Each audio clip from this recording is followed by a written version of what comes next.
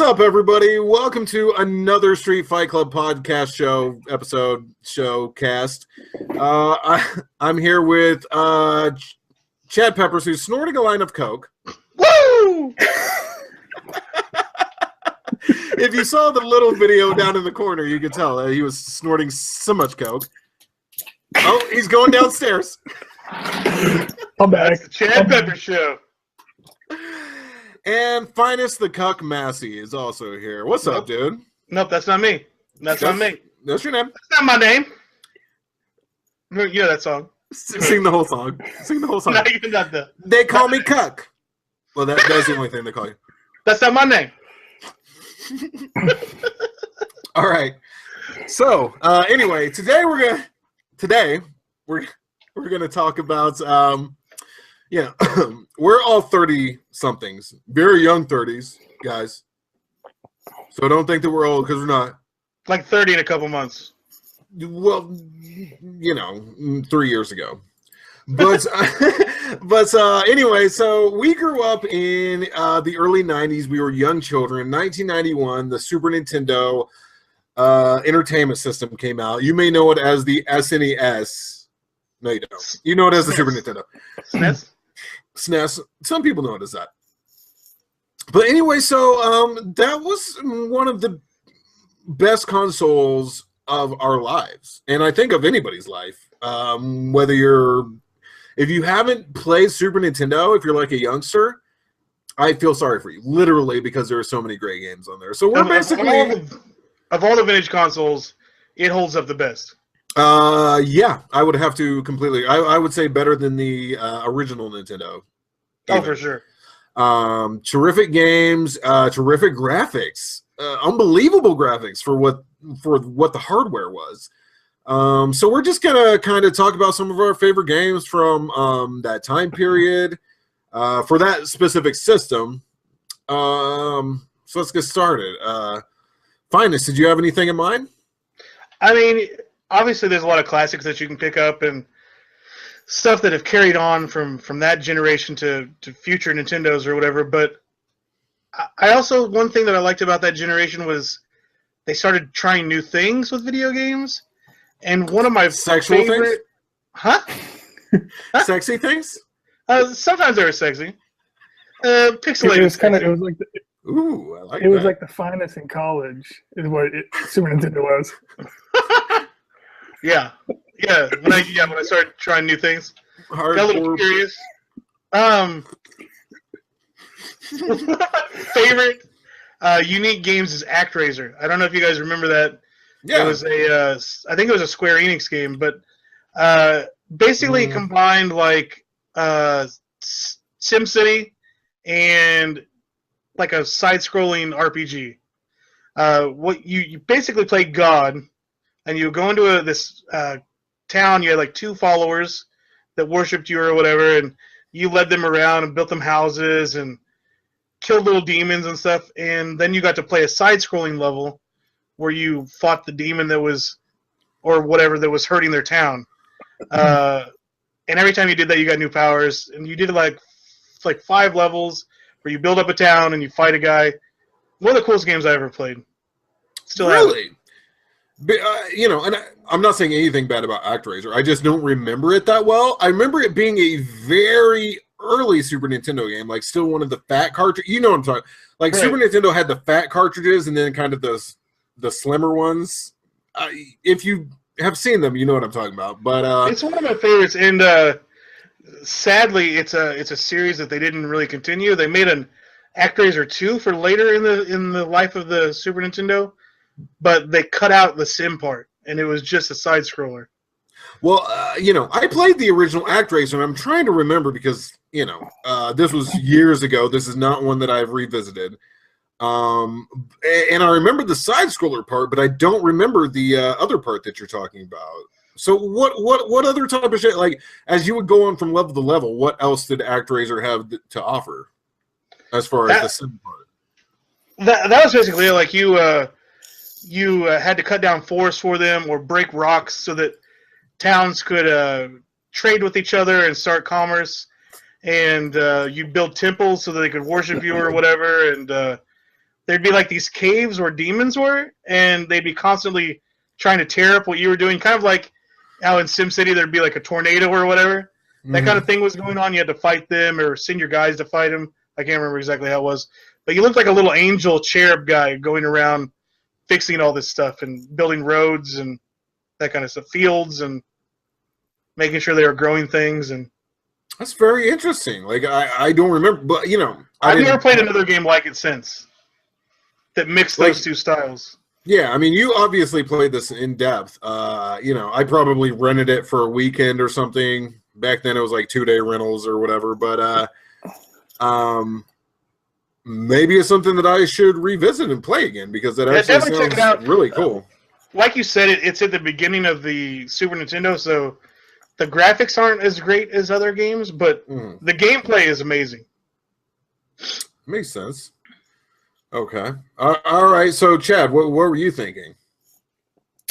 You know, I didn't like any game for Super Nintendo. Okay, well, moving on. No. Nah. You probably like Final Fantasy. Actually, that was my favorite game. Final Fantasy 3 US. I think it was like 6 in Japan for all the cool guys out there. For all the nerds, that's the people that watch us. So, hey, Chad, what was the Final Fantasy that they made just for the US? It was like Mystic Quest or something? Yeah, Mystic Quest. And it's like super easy? Super easy. Because they thought that Americans were too stupid to know how to play an RPG. So they said, let's make a very basic RPG, name it Final Fantasy, and then put it out there, and, you know, that will teach people how to play it. So by the time we release the next Final Fantasy, they'll maybe be able to understand. We're not that fucking stupid, Japan. Like, we're idiots, obviously. We're Americans, but come on, man. I mean, obviously, when you think of the Super Nintendo, you think about platforming because that's where it excelled. But it also had a plethora of RPGs that are still considered some of the best RPGs ever made. Oh, definitely. So, what? I was just saying, it's the first system that I actually played. Like, you know, I played Zelda on regular Nintendo or whatever, but it wasn't RPG where you really complex or whatever. Yeah, I mean, it wasn't so much like turn-based. It was just, you know, you were kind of walking around slicing shit, which is the funnest version of Zelda, really. You know, that's how every Zelda was just like that. I mean, there's no turn-based Zelda, so. Yeah, the Zelda for SNES was one of the ones I used to play all the time. Like, that was one you could play over and over and over. Link to the Past, yeah, that's a terrific game for sure. So you say Final Fantasy 3, like, what are some of your memories with it, man? Well, you really just enjoyed the story? Did you beat it, or was it just? Yeah, I beat it. What I liked about it, it was one of the RPGs that actually had like a lot of stuff that you could do. And the storyline was really good, but I think it was the first one that you could get like espers or whatever they're called, where you would have to find these espers and you would equip your characters with it, and they could learn spells like ice or fire or whatever. And there was a whole list of spells you could learn. And the cool thing is it wasn't really designed where each character would learn all the spells. You would just have them learn what you wanted to. You know what I'm saying? Yeah. It was definitely a good game. I remember playing Final Fantasy 3/6, whatever you want to call it. And literally fucking, like, it was hard for me to play because the random encounters were always so jarring. I don't know if you remember that, but like the whole screen would like zoom in back and forth. And it almost gave me a heart attack every time there was a random, you know, I'm walking through the weeds or whatever, and it's okay. I'm ready for a fight, but you don't have to scare me every time, Square. You don't. Do you remember the Ghost Forest? I don't remember the details of that. What about the Ghost Forest? It was just at one point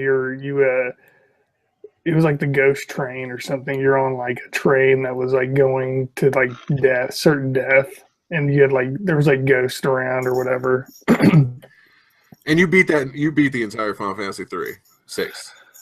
Yeah, I actually played it so much that when I got to the final character, it was like extremely easy to beat him.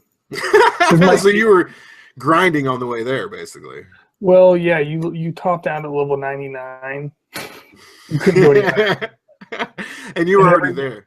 Every one of my characters were 99. Now, did you and Shane play a lot? Like, did you ever like go through an entire game of like Secret of Mana or something with Shane? Like, what were the good 2-player RPGs? Like, well, I can't really think of any except for Secret of Mana. Yeah, that's the only one I can think of off the top of my head. I remember sort of playing it though. with Shane, but like, you know, it's gonna take more than a spending one night to beat some shit like that.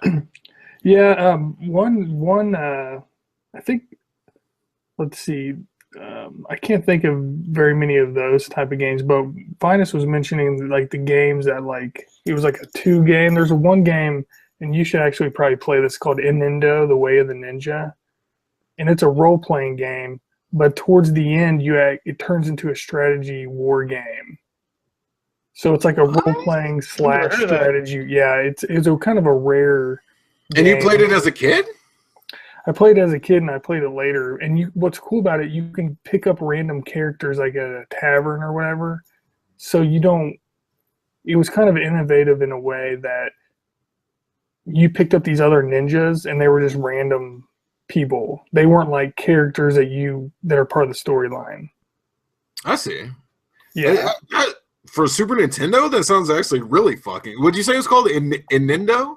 Yeah, Inendo, The Way of the Ninja, and it was an extremely difficult game. Like it was not easy. Well, no, I hate it. It's a hard game. Well, no, I hate it.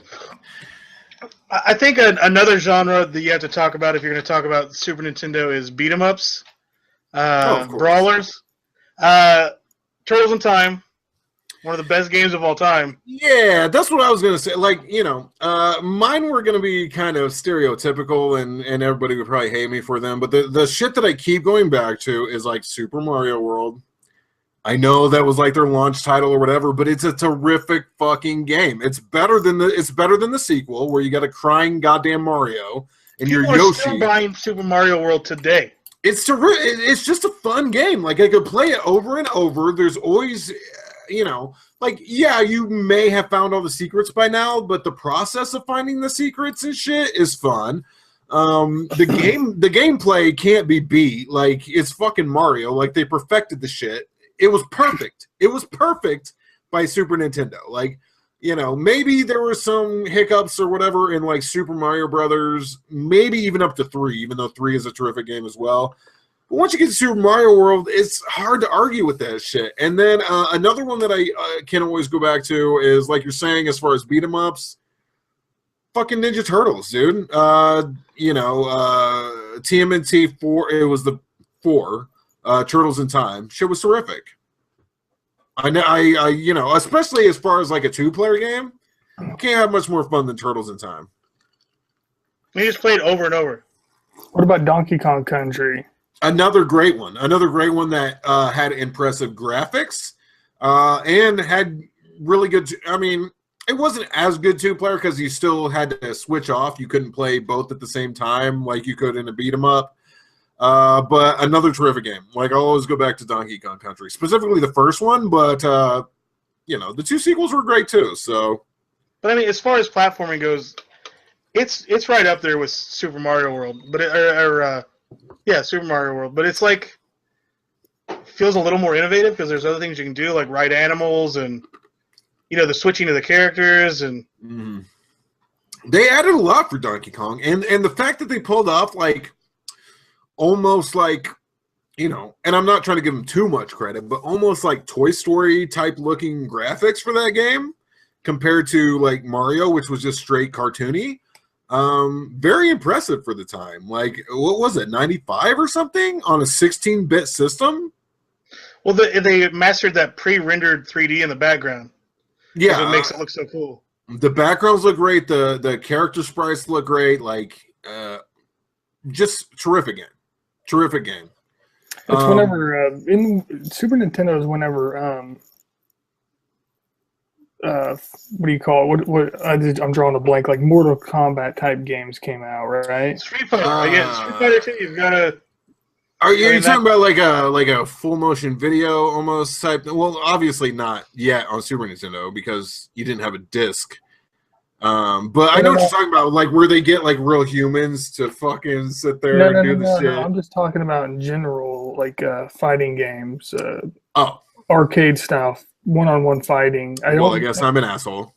They didn't come out in Super Nintendo or regular Nintendo? Yeah, did they? Street Fighter, Mortal Kombat.